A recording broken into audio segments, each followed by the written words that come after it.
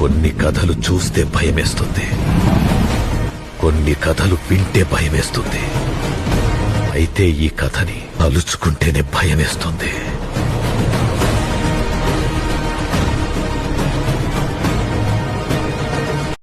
మనిషి పుట్టడం ఎంత సత్యమో చనిపోవడం కూడా అంతే సత్యం. కానీ చనిపోయిన తర్వాత ఏం జరుగుతుంది? ప్రాణం పోయే ఆ క్షణంలో మన కళ్ళ ముందు ఏం కనిపిస్తుంది? యమదూతలు మనల్ని ఏ రూపంలో వచ్చి తీసుకెళ్తారు? ఆ సమయంలో మన ఆత్మ పడే వేదన వర్ణనాతీతం. సాక్షాత్తు శ్రీ మహావిష్ణువు తన వాహనమైన గరుత్మంతుడికి వివరించిన గరుడ పురాణం ప్రకారం మనిషి మరణం తర్వాత మొదటి 24 గంటల్లో ఏం జరుగుతుందో ఈ వీడియోలో పూర్తి వివరంగా తెలుసుకుందాం. ఈ విషయాలు వింటే మీ గుండె ఆగిపోయినంత పనవుతుంది. అందుకే ఎక్కడా స్కిప్ చేయకుండా చివరి వరకు చూడండి. సనాతన శక్తి తెలుగు ఛానల్కి స్వాగతం. గరుడ పురాణం ప్రకారం ఒక వ్యక్తి మరణం దగ్గర పడినప్పుడు అతని శరీరంలో వింత మార్పులు వస్తాయి. ముందుగా ఆ వ్యక్తికి ఆకాశంలో ఉన్న నక్షత్రాలు కనిపించవు. సూర్యచంద్రుల కాంతి వెలుగుగా కాకుండా చీకటిగా కనిపిస్తుంది. నోటి నుండి వింత వాసన రావడం మొదలవుతుంది. మరణం ఇంకా కొన్ని నిమిషాల్లో ఉందనగా ఆ వ్యక్తికి తన పూర్వీకులు అంటే చనిపోయిన తాత ముత్తాతలు కనిపిస్తారు. వారు ఆ వ్యక్తిని రమ్మని పిలుస్తున్నట్లు అనిపిస్తుంది.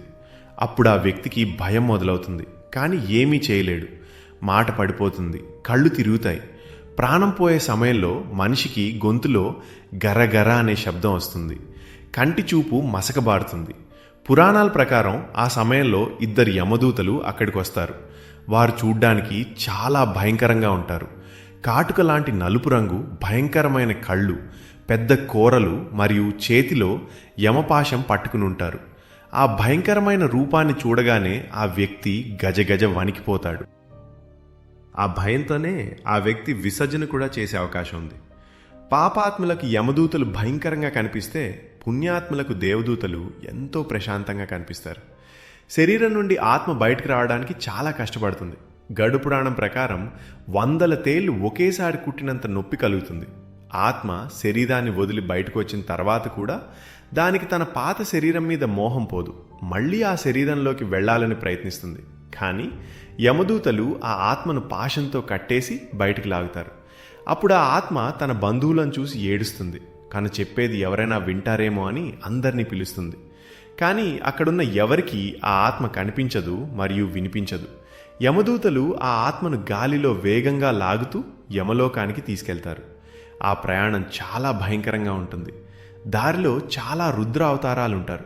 వాటితో దిగువకి ప్రయాణం చేయడానికి సిద్ధపడి ఉంటాం. కానీ అందరిలో భయంకరంగా ఉంటుంది.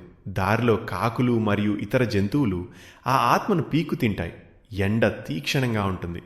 నీళ్లు అడిగినా యమదూతలు ఇవ్వరు, సరిగదా కొడతారు. అలా కొద్ది దూరం వెళ్ళిన తర్వాత ఆ ఆత్మకు యమధర్మరాజు దర్శనం కలుగుతుంది. కానీ అది కేవలం ఒక చిన్న చూపు మాత్రమే.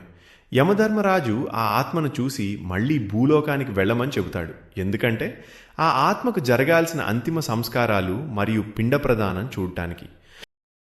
యమదూతలు ఆ ఆత్మను మళ్లీ తన ఇంటికి తీసుకొస్తారు. ఆ సమయంలో ఆత్మ తన దహన సంస్కారాలను తానే చూస్తుంది. తన శరీరం కాలిపోతుంటే ఆ ఆత్మ ఎంతో బాధపడుతుంది.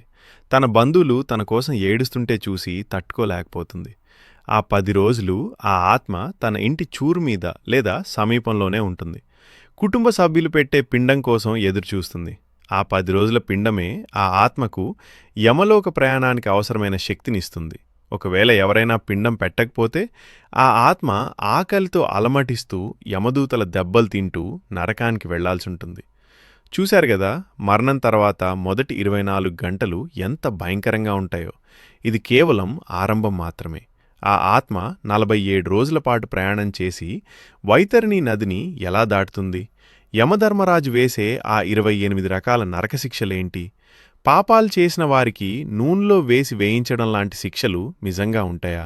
ఇవన్నీ మనం పార్ట్ 2లో తెలుసుకుందాం. ఈ వీడియో మీకు నచ్చితే లైక్ చేసి మీ మిత్రులకు షేర్ చేయండి.